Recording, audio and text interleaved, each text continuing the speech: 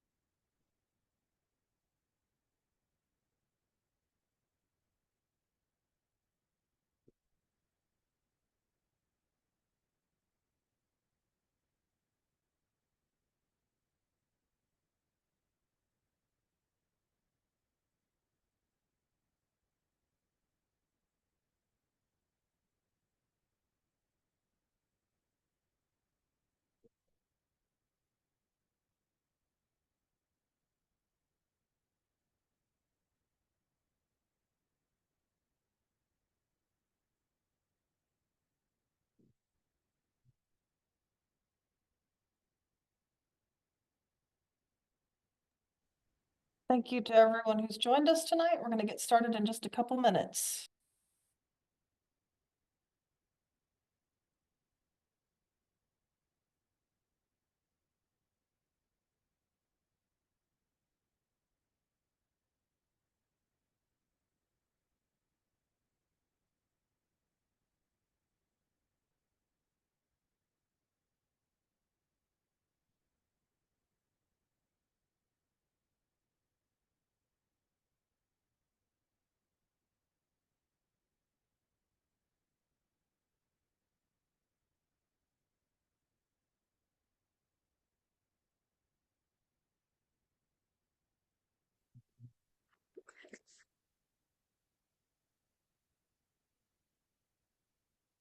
Okay.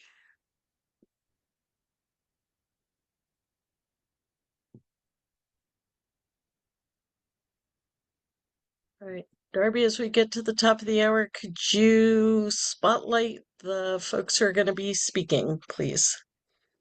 Absolutely. Thank you. Thank you. And to everybody who's here, thank you so much for coming. We're going to go ahead and get started as soon as we get our speakers on screen.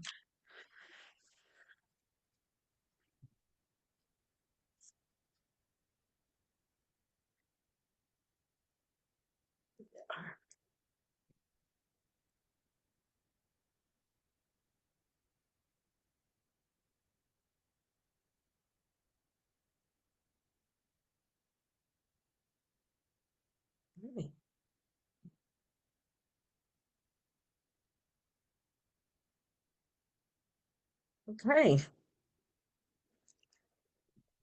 Again, welcome everybody for what is should be a very interesting and powerful conversation. We're glad to have all of the folks who represented Dignity USA at the first ever LGBTQ Jubilee Pilgrimage in Rome at the beginning of this month. So we're going to take you through some conversation about how this event came into being, what it was like to experience it, what we think its meanings will be, and then hear from you and answer any questions that we didn't in the beginning. Before we formally begin, I would like to just take a moment and recall that today is the 10th anniversary of the death of one of our most significant heroes and saints and prophets, John McNeill, former Jesuit priest and psychotherapist, author of books that have been transformative for many of us, and a real prophet in our movement. So it's kind of significant that we gather tonight and just ask that we take a moment to remember and celebrate John McNeill.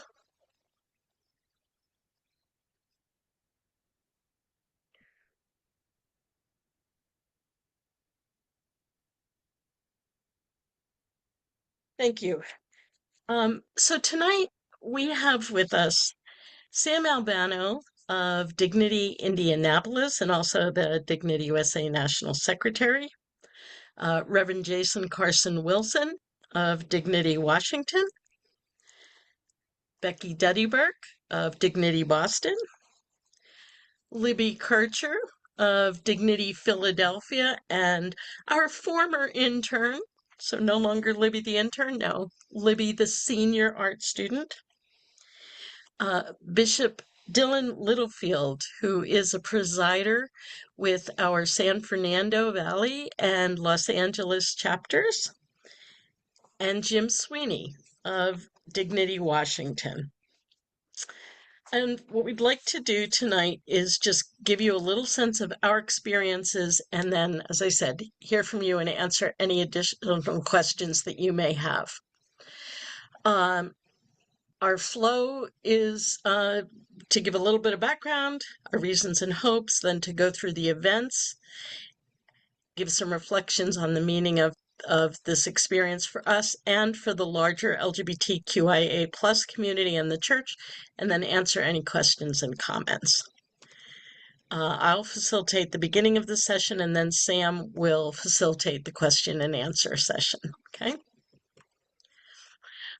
So folks, this may have felt like it came out of the blue to have an LGBTQ event as part of the Holy Year programming in Rome, but it's really been quite a while in the planning.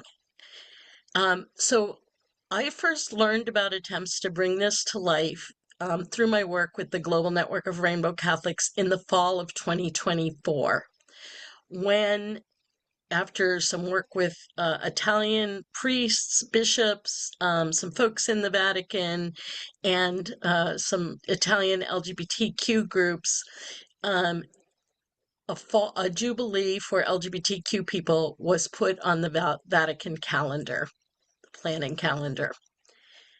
However, in December of 2024, someone from within the Vatican structure put news of this out to conservative media. And there was a bit of blowback around this and a lot of controversy about the fact that was this an endorsement of the LGBTQ movement? What did it mean? Why was this going to be happening? And for a brief time, it was actually removed from the Vatican calendar and all kind of, became very unclear whether it was actually going to move forward or not. Shortly after Epiphany in January, the event was restored to the Vatican calendar, but interestingly, only to the Italian language calendar. It wasn't on the Spanish calendar, the French calendar, the English calendar, but it was on the Italian calendar. So planning efforts began again in the winter.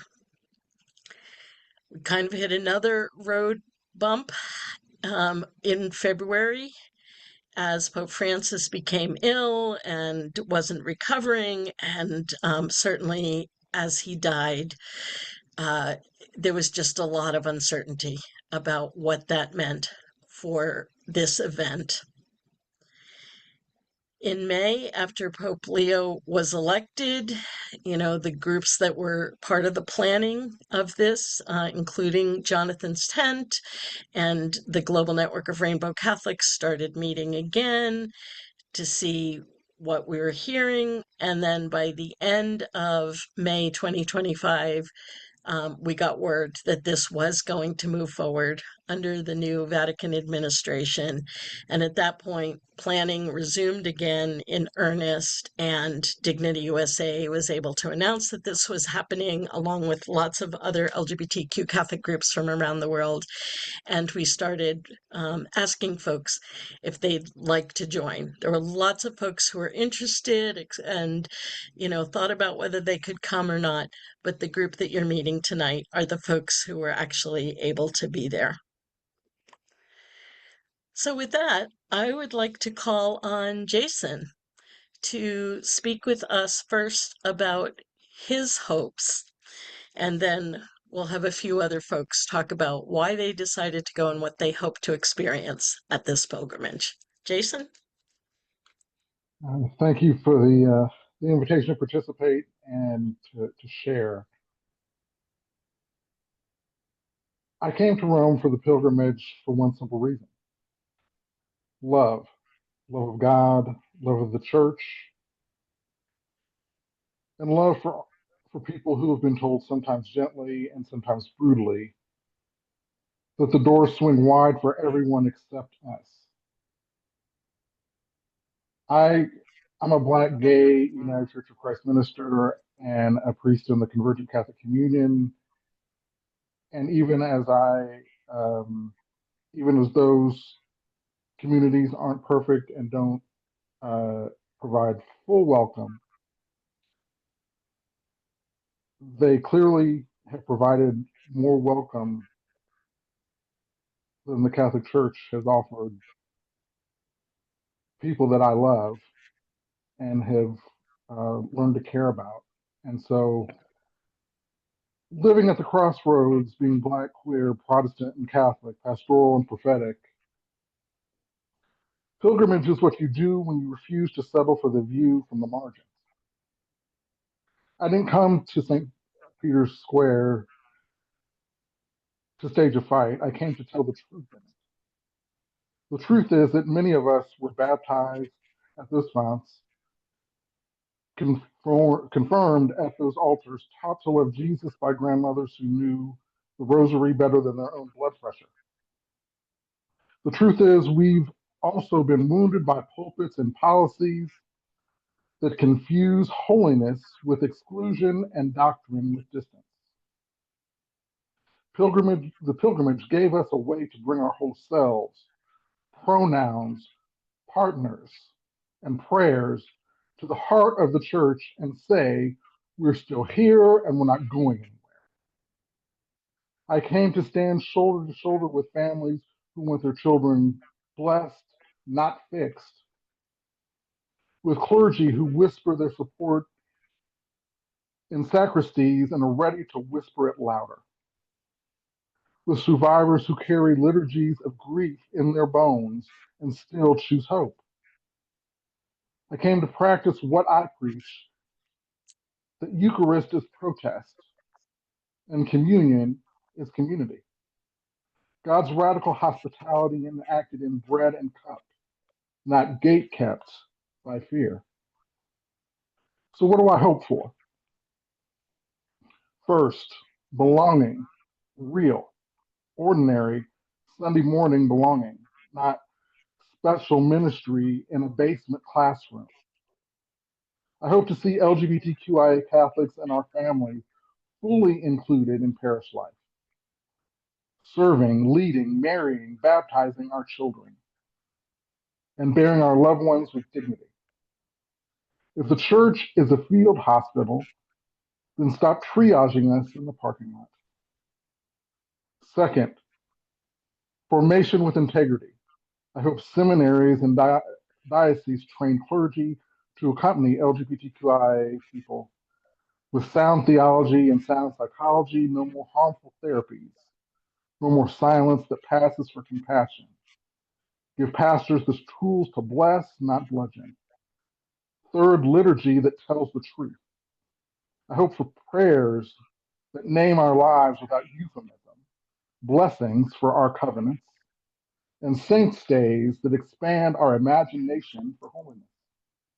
The Holy Spirit didn't run out of material in the 4th century. Fourth, courage in public. I hope the church uses its global voice to oppose the criminalization of LGBTQIA plus people everywhere. If we say every human being bears the image of God, then we must defend that image, whether it's in Kampala, Krakow, or Kansas City. Fifth, a conversion of tone and policies to match it.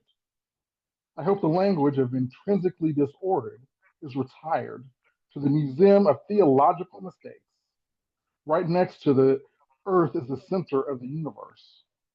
Pastoral practice should not require people to deny how God knit them together. Finally, I hope for joy, not for the brittle cheerfulness of respectability, but the joy that erupts when shame loses its grip. Joy that sings and choirs, feeds neighbors, and builds bridges. Joy that looks like families thriving and parishes alive. Why did I come? Because hope needs a body.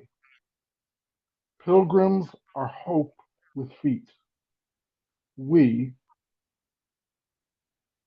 my fellow LGBTQ Catholic siblings, and my beloved husband, walked into the Vatican not to win an argument, but to widen the table. My prayer is simple.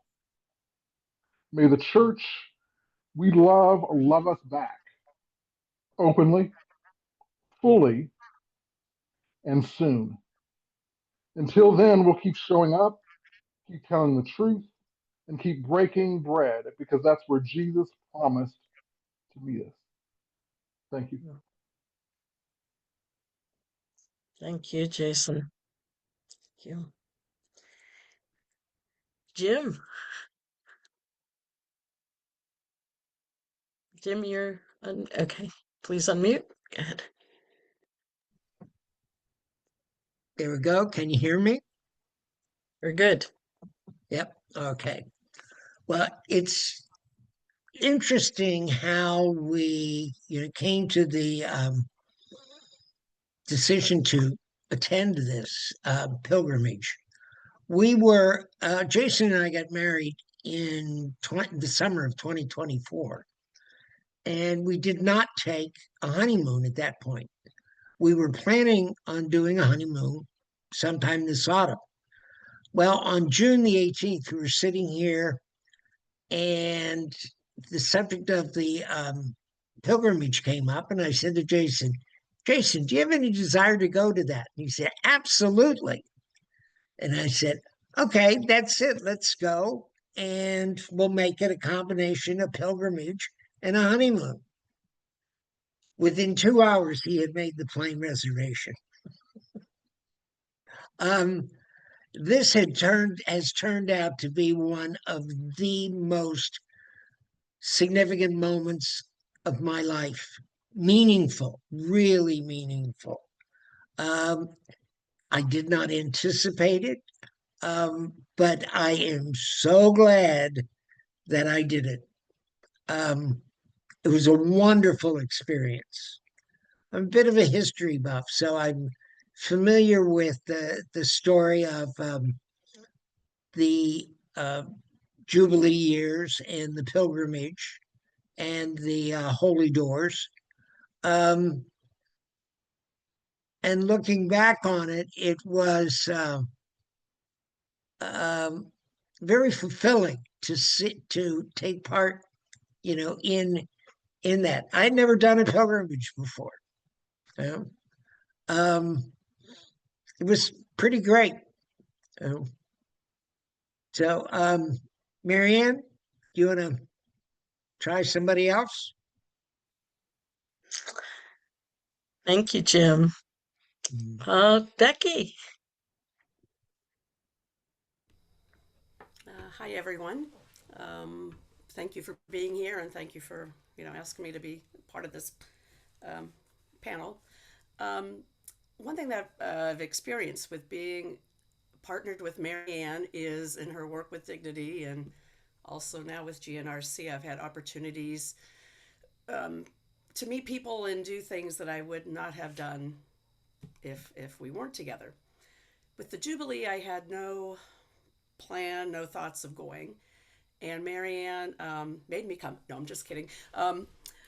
Marianne pointed it out that it's going to be over the weekend of our anniversary. On September 6th, 1998, we had our sacramental marriage in the context of a dignity liturgy, not in a dignity Catholic church, because dignity, as you know, cannot meet in Catholic space. So anyway, that was our sacramental marriage. And she thought it would be wonderful if we celebrated our anniversary rather than ocean apart, to celebrate it together and to take pictures of our marriage with us to Rome during the pilgrimage. So that was how I came to attend the pilgrimage.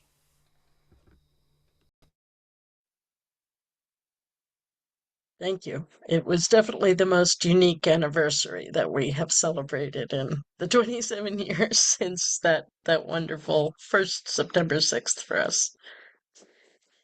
Dylan. Hi.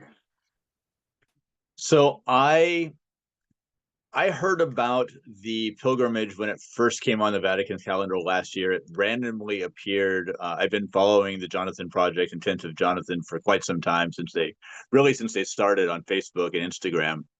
And it popped up on my timeline. And I thought, oh, well, I have to go to Rome at some point for work. So I was thinking about scheduling it. And then it fell off the Vatican calendar. And then it came back on, and then it started hitting the news. And I felt like that this was the absolute most important thing that I could do as a Catholic, as an old Catholic, as a bishop. And everything just fell into place that I needed to be there. It was everything just worked out exactly the way it should have, and I was there. And I think that my expectation of going, we are, as Catholics, and in particular as clergy, but not necessarily just as clergy, we're all called upon to be bridge builders. And I felt that building a bridge, the Latin Church doesn't have doesn't own the name Catholic, and there are Catholics of many varieties and many styles, and I thought it was important for me to be there to represent what are commonly called the other Catholics. And it was such a I was a little nervous at the very beginning, in terms of my presence, and I got to I got to Rome, and the convent where I was staying, they were the sisters were just an absolute delight. They said, "I don't care what kind of Catholic you are, you're Catholic," and it was amazing. And so I had a lot of anxiety going, in such in a very kind of overt way.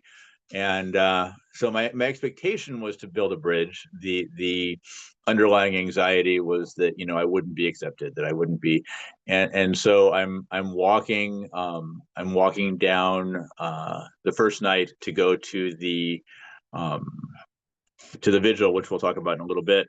And as I'm walking up the stairs of the church, I hear somebody behind me shout, Reverendissimo, Reverendissimo, over here, please. And it was just like, in that moment of being honored with my title, like my proper title in Italian, it was all of the anxiety left. And I realized just what a powerful moment it was for me as an old Catholic bishop to be in Rome for this, and what a blessing it was. So, yeah.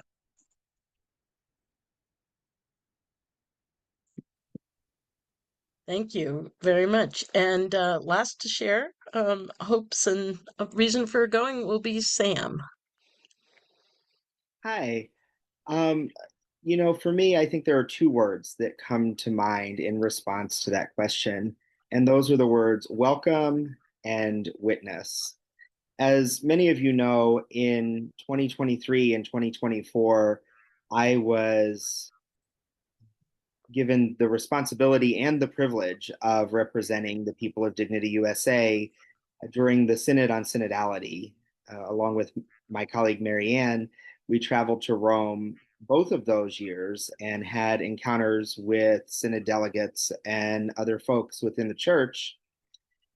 And as I shared on another one of these evening sessions, one of those years, I think 2023, I really felt this sense of welcome and this sense that things were moving and we were being listened to.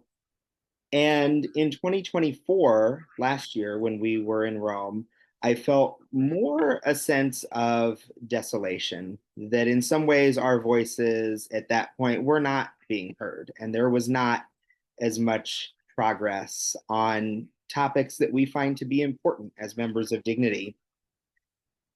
But having been to Rome several times, I really jumped at the opportunity to go again. And this experience was that experience of welcome. And we know certainly that we're called to welcome one another and to welcome other people, but also there are times in which we are called to be welcomed. And this was an opportunity for us to simply be welcomed, even though this is our own church and maybe we don't need to be welcomed, but it is always a privilege to receive welcome. And as witnesses, I think as we were there, it's hard to describe the scene because it was a very busy, very crowded, very warm place when we were there.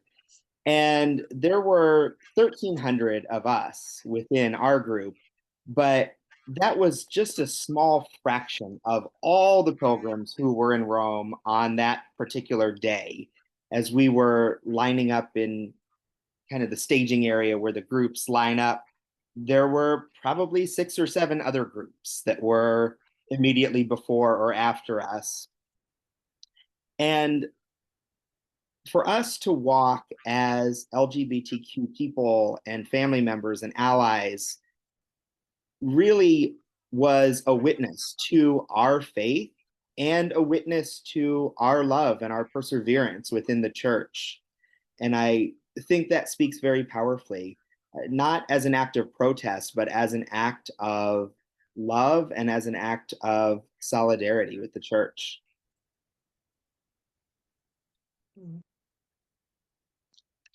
Thank you, Sam.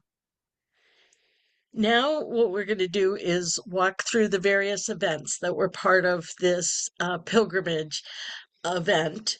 And for this section, only two or three of us will speak for any given section. And I think what I'll do is just let everybody speak and then flash the picture so it's less distracting. The one thing I would like to draw people's attention to is the banner that we had specially made for this event by Libby. And we carried it with us. We couldn't actually carry banners in the pilgrimage, but it was with us. Dignity USA giving hope to LGBTQIA plus Catholics since 1969. So tailored to the message of the pilgrimage, and it was something that kind of bound us together through the entire experience. So to get us started talking about the Friday Vigil at the Church of the Jesu, Libby, would you kick us off, please? Hi, hello everybody. Thank you for tuning in tonight. So the Friday Night Vigil was the first official event of the pilgrimage. And I know for me and most of the pilgrims, this was the first time that we kind of understood the size and the scope of this event and everybody that was going to be there. I arrived about 10 minutes early, and at that point, there were no more seats available within the church. So truly, we all filled the church and stood. It was almost like standing room only for a portion of it. And this is when a lot of us mingled and met each other from different countries, different cities all around the world. And we really filled the space in more than just a physical way, in more of in a spiritual way and an emotional way as well. There was a beautiful choir that sang hymns in multiple languages. as well as the liturgy was in multiple languages as well, which was fantastic. But our presence filled the space, and it really hollowed the space as well, which was a beautiful thing to witness and experience. And it was a fantastic start of the weekend to really get a sense of everybody who was going to be present, and bring ourselves into that moment.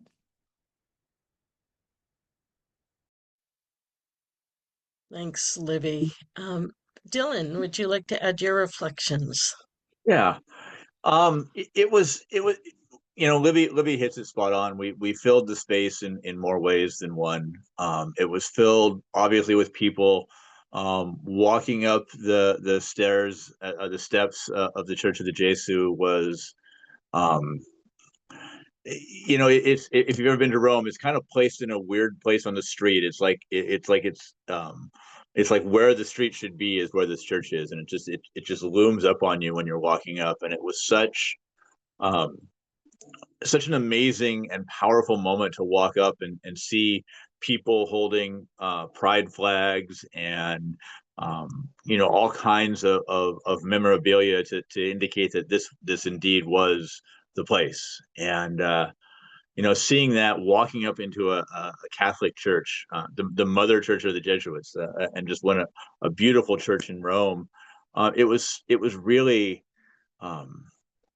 it was eye-opening. It was such an inspiring moment for me. And then walking inside, just the awe of the church, in typical Roman fashion, the church was huge. And even as huge as it was a standing room only crowd. There were people. I had people. I actually had found a seat, thankfully. To my left was the executive director of a Belgian LGBT Catholic organization. To my right was the president of a French LGBTQ Catholic organization and his husband. And they were sitting there holding hands in church. And it was so amazing to be a part of that. And to hear, we talk a lot in the church world about solemn vespers.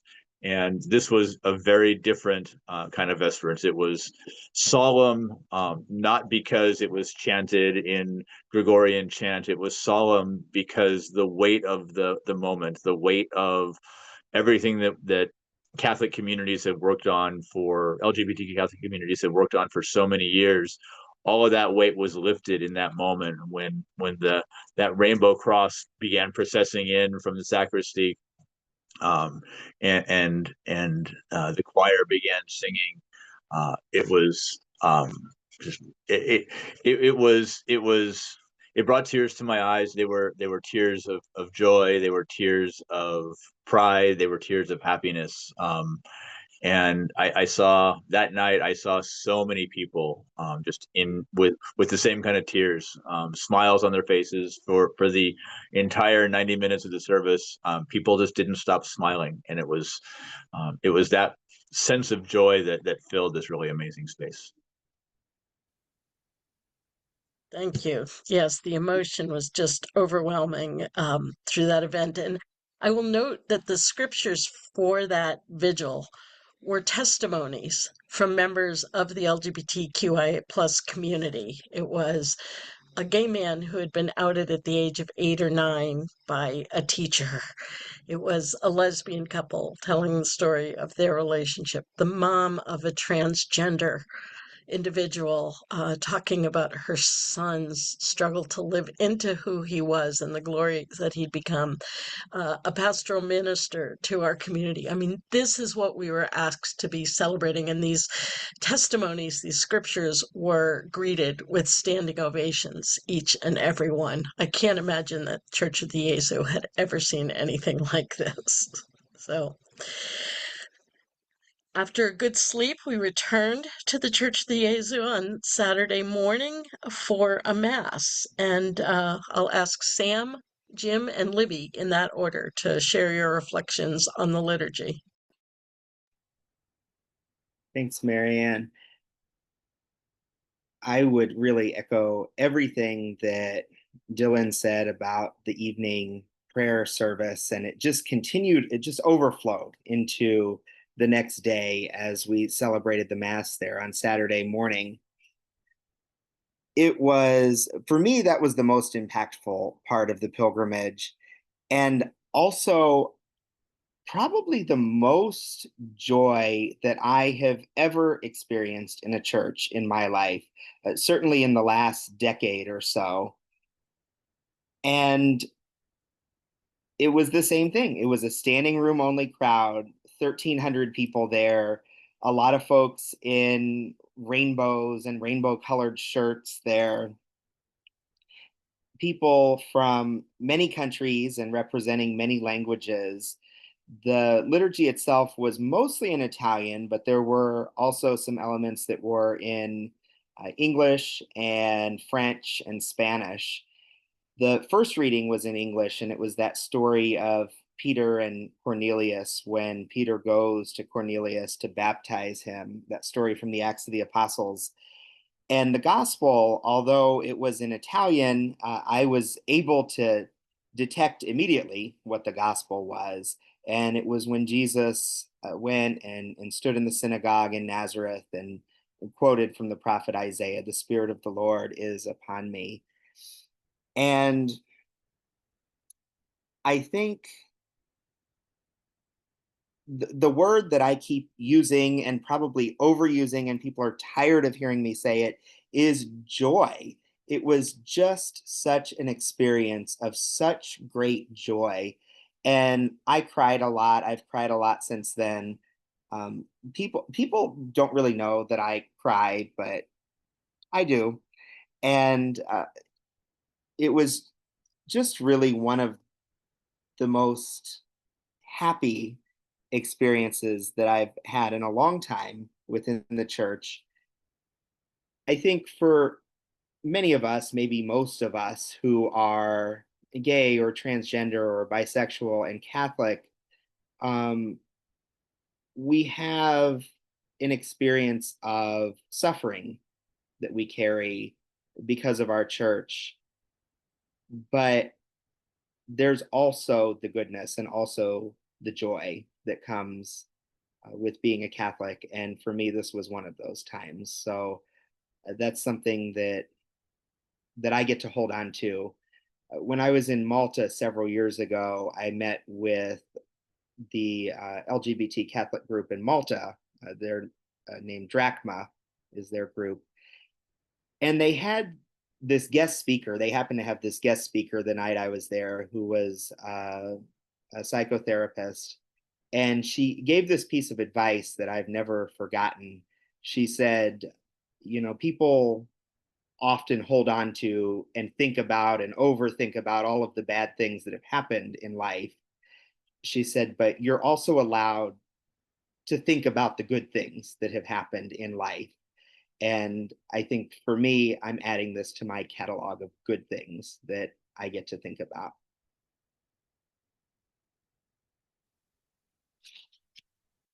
Beautiful. Thank you, Sam. Jim, please.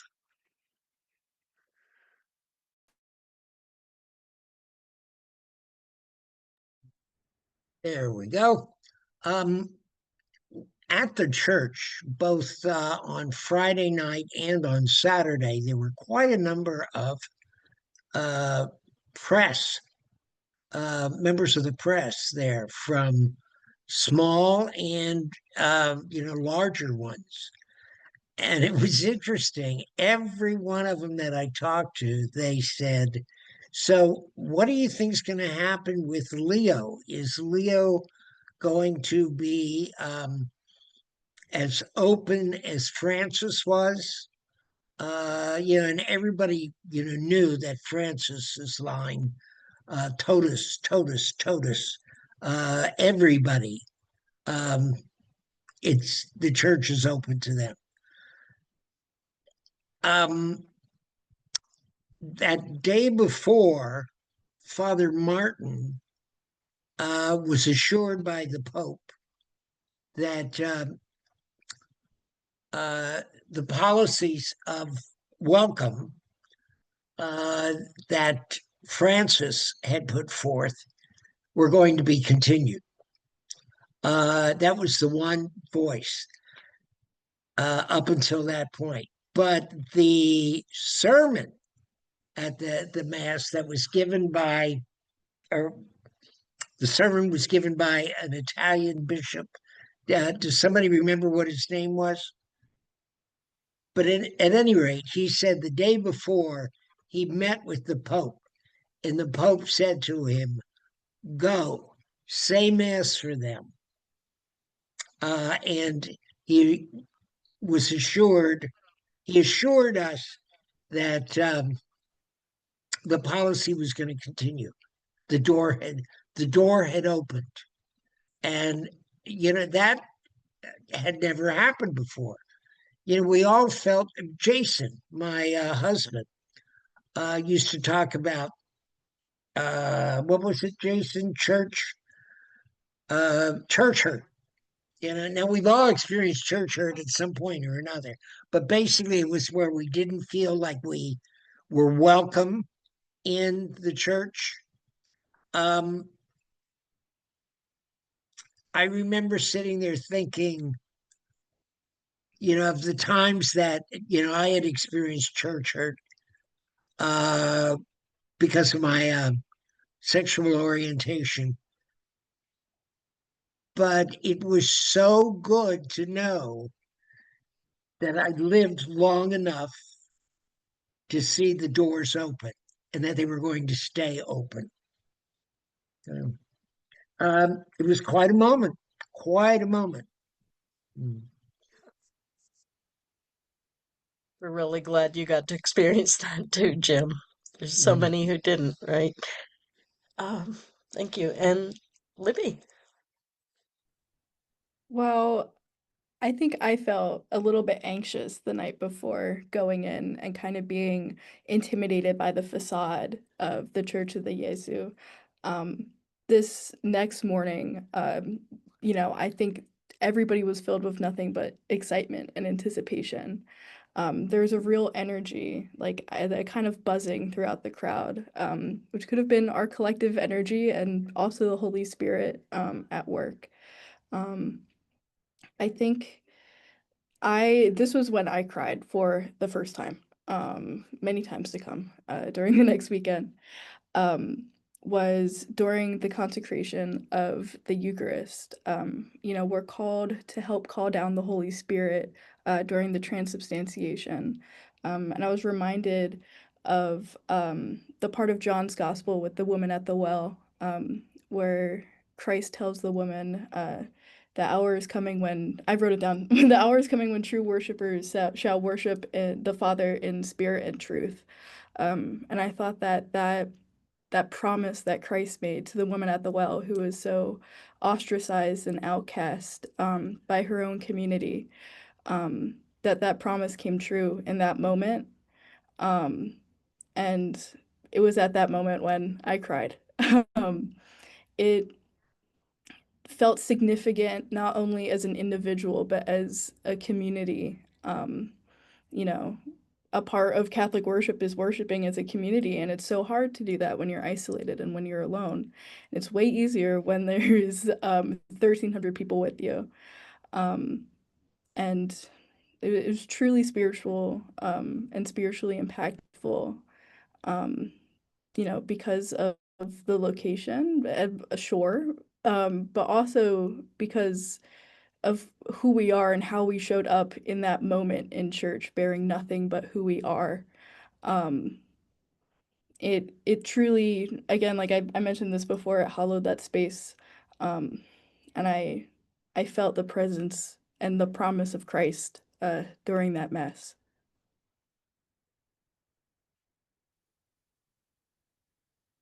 Thank you. And now let's talk a little bit about the pilgrimage. Becky, I'll ask you to go first, followed by Jason, then Dylan. Um, so again, it was our anniversary, and what was striking for me is in 1998, as I mentioned before, we celebrated our sacramental marriage, which we intentionally called it marriage, in during a Dignity Catholic liturgy, but it was an Episcopalian church because Dignity is not allowed to worship in Catholic space. And then fast forward 27 years later, here we are on this pilgrimage, walking through the door, holding our wedding photos as a couple who are married sacramentally and are married legally. So that was one thing that was really powerful for me. The other thing that was really powerful in the pilgrimage is entering through the door. I was very intentionally carrying a friend of ours, Ellen, who died a couple of years back, who, struggled, as a lot of us struggled with her sexuality and identity as a Catholic. And even though in her death she's already passed through the door, I carried her with me through that door. And so many people who, because of transphobia, homophobia, violence, the negative teachings of the institutional church, etc., who couldn't go through the door, people I knew, people I didn't know, carried them with me walking through the door.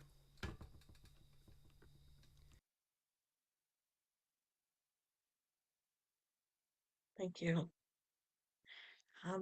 Jason? Um, when I started, I think it was just a matter of as we were in the line and we were making our way towards the square and then slowly towards the door, it was just this being amazed at just being in that space and then being amazed at walking that journey towards the door next to my husband. And then in the back of my mind was the sort of the warning that Father Martin had given us, be prepared for possible, you know, jeering, etc. And so there was the back of my mind was that, but I was just like, I was ready for that anyway. But when we got right as we get to the door, there were people standing to the side. And I guess as soon as I noticed them, I was ready for some kind of response. And it was just silence.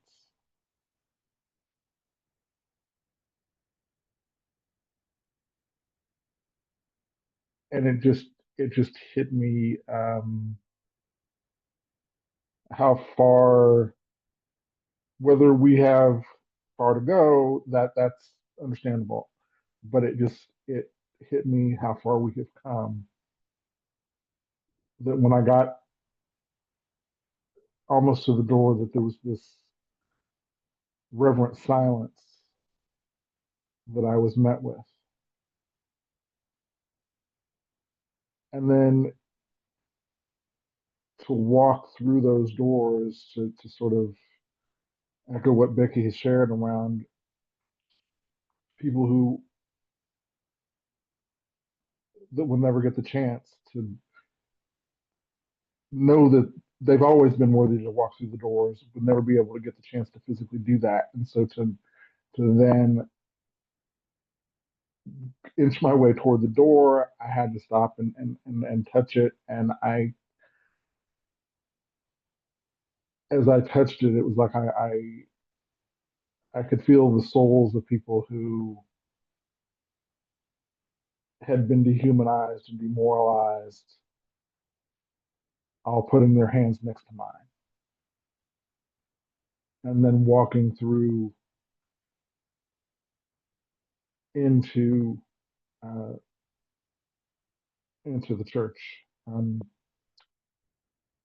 it was uh, to stand there as a gay person, knowing that historically the church has dehumanized gay people, and to stand even as a person who has not dealt with lifetimes of dehumanization and demoralization by the Catholic Church, I still felt um, a sense of,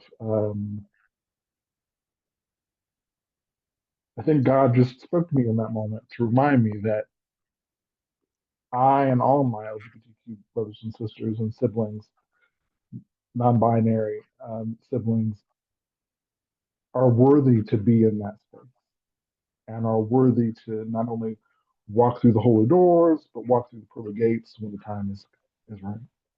Thank you.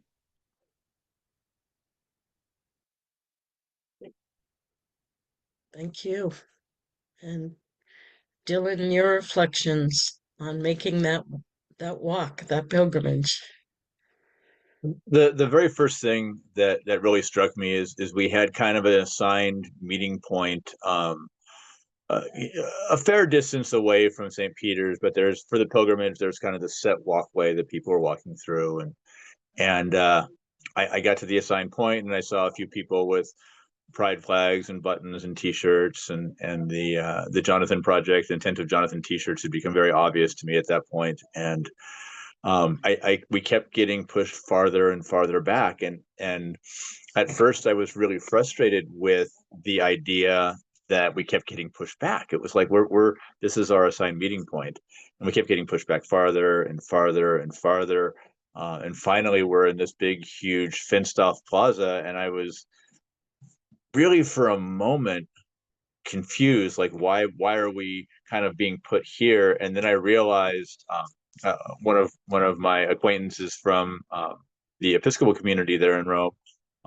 said we're here because there are so many of us, and it was just like it for him to just verbalize that was such a relief. Like we weren't being pushed away and pushed away and pushed away as we have been for so long in the church, but we were being gathered in our own special spot because there were so many of us, and that changed the whole tone of the walk for me. And so we began walking up, and lots of chit chat, lots of excited chatter, lots of oh wow moments, lots of just really great energy and experiences. And we go through the security gates, and we walk up, and we walk out of the Bernini colonnade, and I see there's one of the Vatican ushers, volunteers for the pilgrimage, and he stops us and greets our group in particular, and we start chatting, and we find out that he's here in Rome, but his son and his husband live in Beverly Hills. And so for being so close to Los Angeles, for me it was really neat to have that kind of connection. And then for this Vatican usher to just openly talk about his son and his husband was such a neat moment. That was Steve, the one of the ushers, and it was a joyous moment in the middle of hundreds of joyous moments.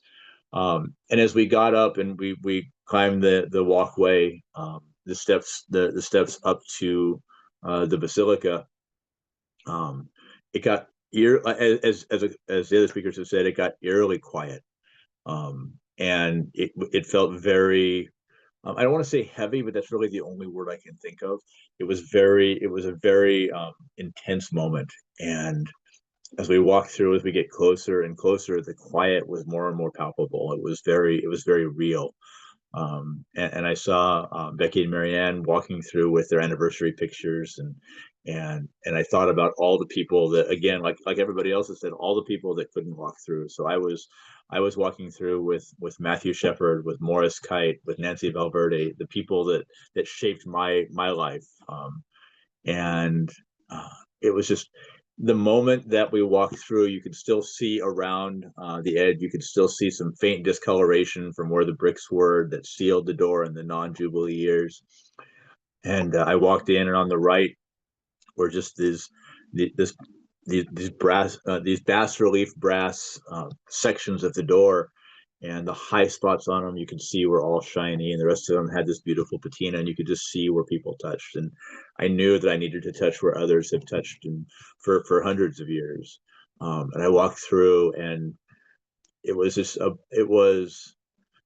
it was a moment, this huge, just all of this negative like energy that had built up over the years of being a queer Catholic had just kind of, it was gone.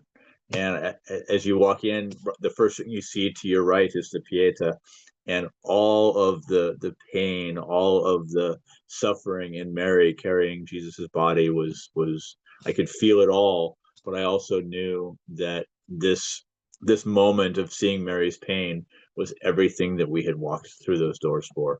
And it was seeing the Pieta right there, just a few feet away. I realized that Mary is holding us and she feels our pain too. And I knew that everything was going to be okay in the church.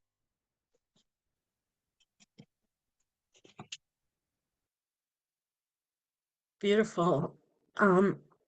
I'll talk very briefly about the final sort of official event of the pilgrimage, and maybe share a quick reflection, and then I think I'll turn it over to Sam for any questions that come. So after the official pilgrimage was over, the Global Network of Rainbow Catholics sponsored what we called Pilgrim's Rest. It was an opportunity for folks to come together and share a meal and process their experiences over the past few days. And again, people from many countries, many languages, several hundred people came. It was held at an Episcopal church, St. Paul's Within the Walls, which is sort of the center of the queer religious community of Rome. They were very hospitable, glad to have us. And it was, it really was just about come together, rest, relax, be in another safe space, and share your experiences with folks and break bread together. And that really capped off the evening. What I think all of us are trying to convey in some ways is how symbolic this pilgrim experience was, and how we were not participating just as individuals. Every one of us who was able to be there represented so many people who have been on this pilgrimage of building an inclusive world, a just world, an inclusive church. All of the work that we have done and continue to do. I talk about this experience as kind of a beautiful rest stop on a very long journey, right?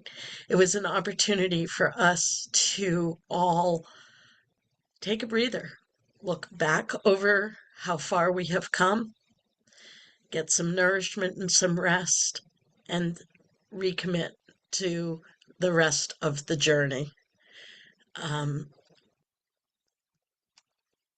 It was really an incredible privilege to be able to physically be part of this very historic event. I mean, many of you have heard my story of being part of a queer group of DignityUSA and Soul Force members who went in 2001 to the last Holy Year experience, and we were seen as a security threat.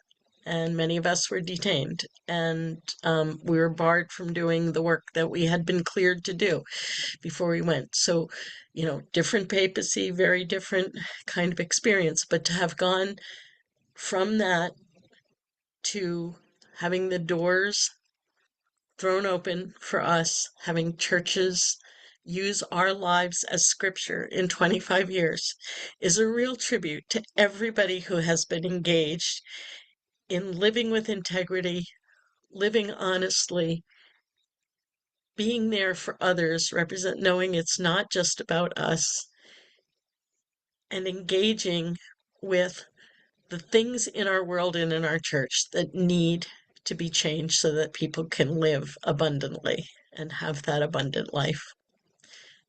For me, that was what this pilgrimage is all about. And one big thought I kept having is that it was so exciting to have folks from early 20s to well into our seniorhood represented in the Dignity contingent. And it is my expectation, not just my hope, that folks like Libby will expect that they will have this event in the next holy years that come over the decades and decades of their lives. So let's close there and open it up for any questions that people may have. Great, thank you.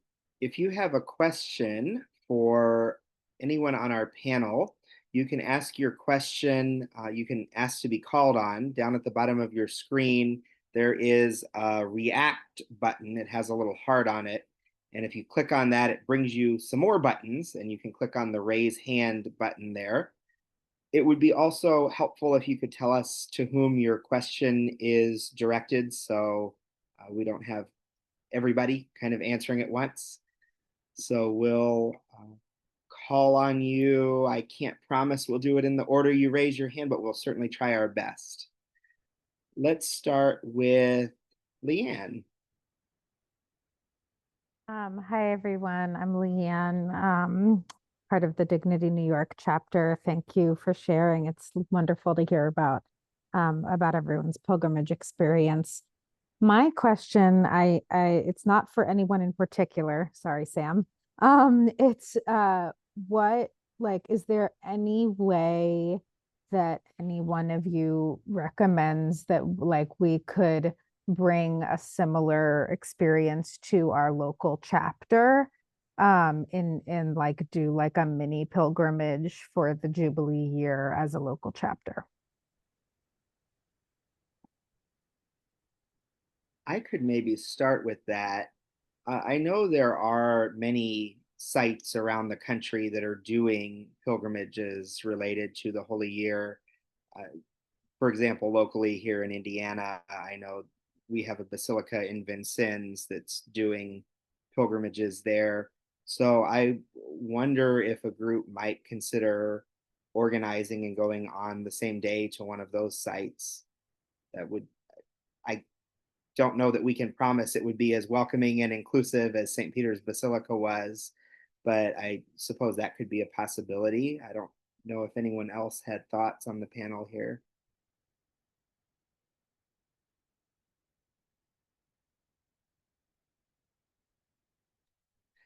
Yeah, I can speak on that a little bit. I know that like here in the Archdiocese of Los Angeles, we had our Jubilee year 3 years ago, and it was to celebrate the anniversary of the founding of our first church, the Mission St. Gabriel.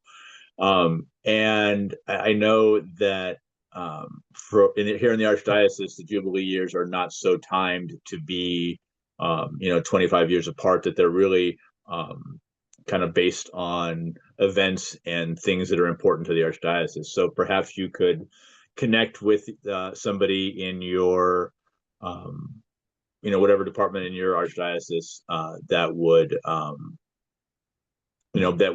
be organizing that. Probably reach out to somebody in the Chancellor's office or their equivalent and see if you could maybe arrange something.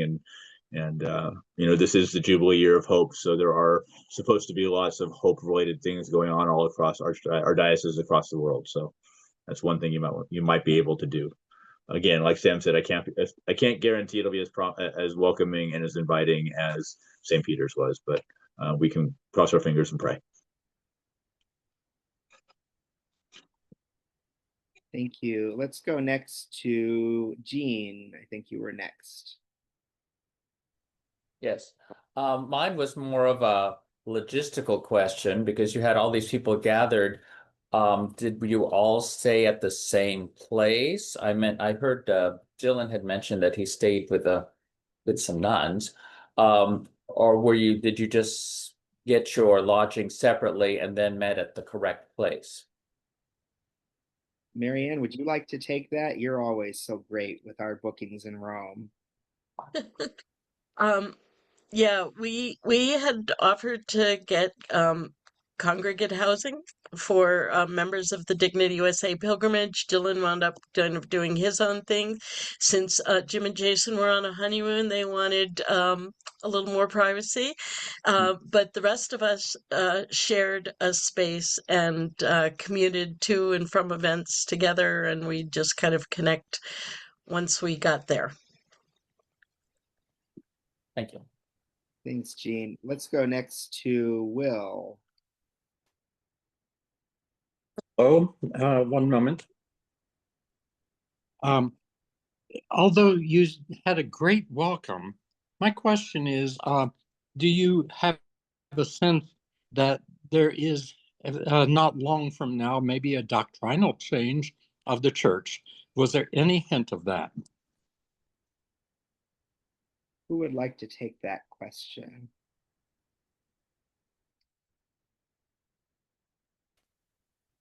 I guess I can. Folks may have seen the excerpts of the interview with Pope Leo that have just come out in the last couple of days. And essentially his answer to that was, at this point, he's focusing on keeping the church inclusive and welcoming, keeping the todos, todos, todos theme moving, as I think it was Jim mentioned earlier, and building more consensus within the church before doctrinal change. He did not rule that out, that this would be coming, but gave indication that we should not be expecting that soon. So again, you know, a step on the journey. We're not completed. We need to keep doing the work. Thank you for that question. Let's go next to Dick.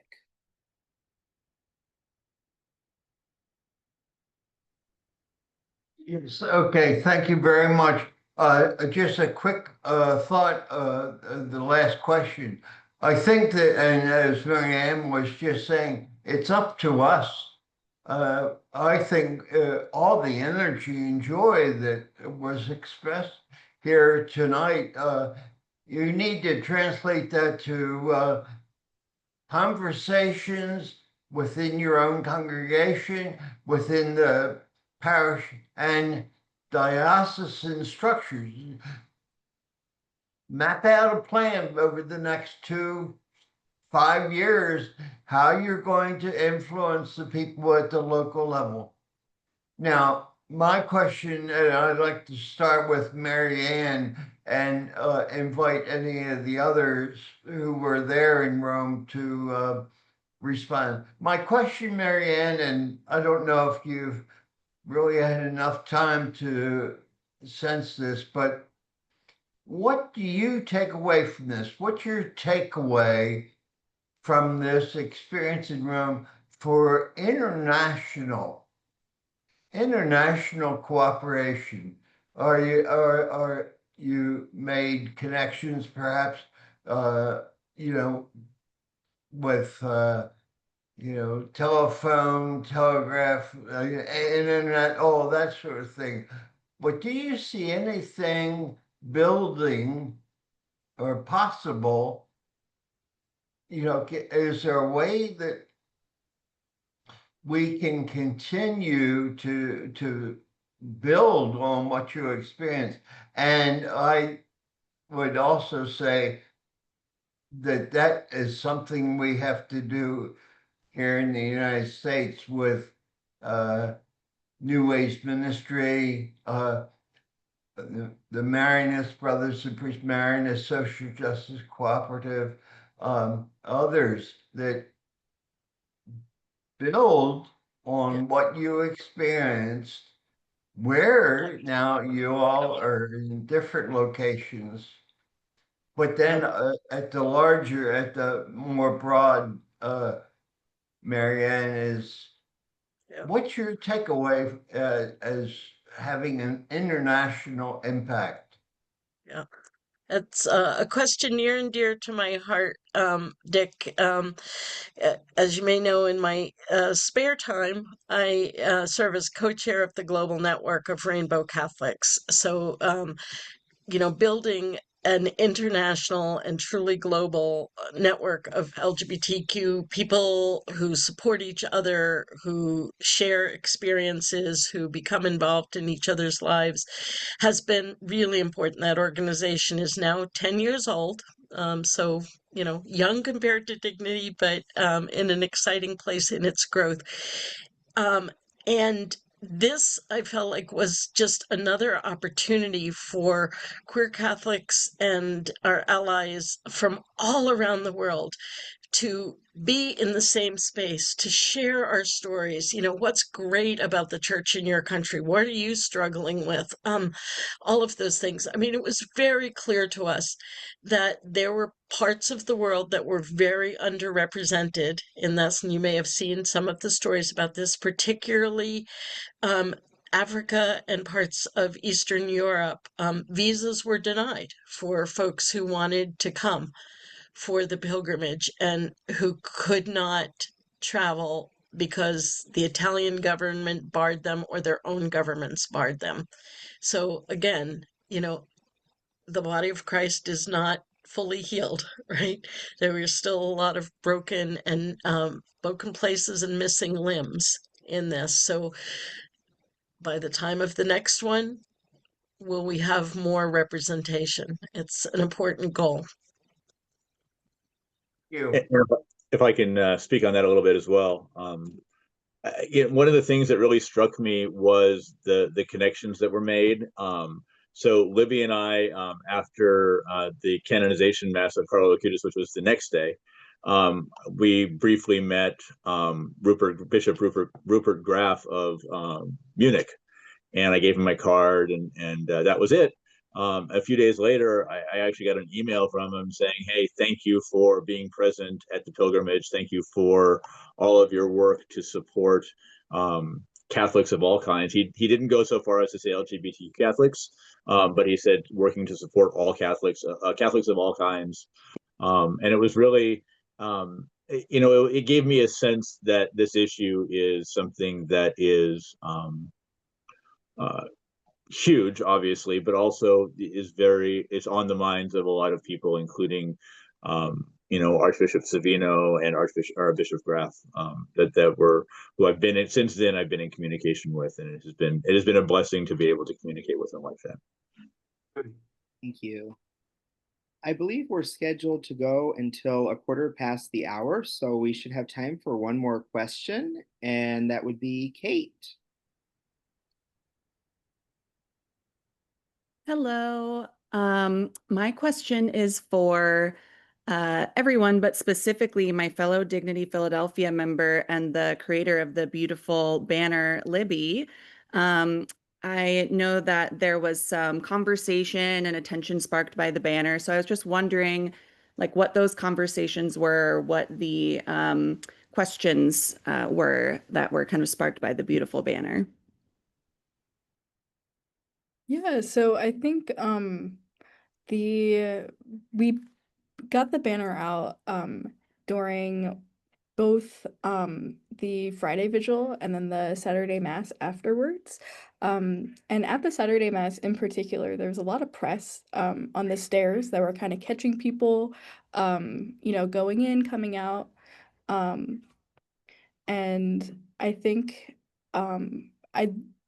the banner like kind of caught the attention of I know AFP, that press was there, and some other media organizations really wanted to use it as a photo, and asked us questions about the organization. Particularly, I'm very glad that we included that we have been around since 1969 on it, because I know that a lot of people ask about the history of the organization, and what we have been doing since 1969, and about the significance of, we are the oldest LGBTQ Catholic organization, and about that. So I think on the stairs in front of the Church of the Jesu, we got the most questions. Thank you. Thank you to everyone who asked a question this evening. Marianne, can I take it back to you to finish us off?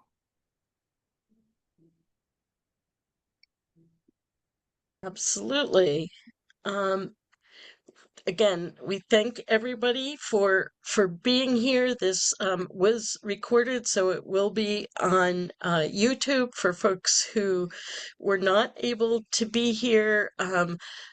We welcome you to continue to send us questions. We'll get them to folks who might answer. We'd love to hear your responses to having Dignity USA represented at this pilgrimage. And again, as always, we welcome your support for this kind of work, your prayerful support, your presence, your volunteering, and your financial support. We will put a link in the chat if folks would like to contribute to making things like this possible, both this video session as well as all of the other work that Dignity USA does.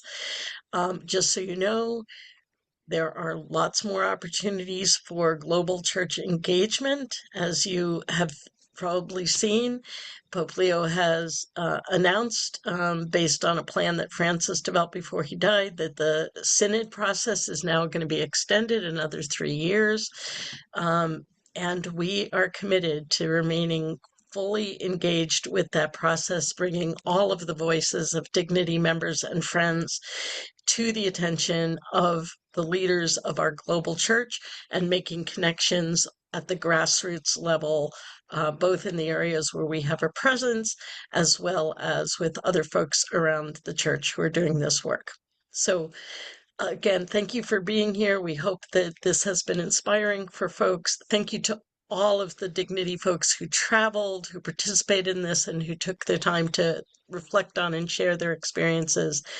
We wish you good night. And again, please remember and celebrate the prophetic life of John McNeil. Mm.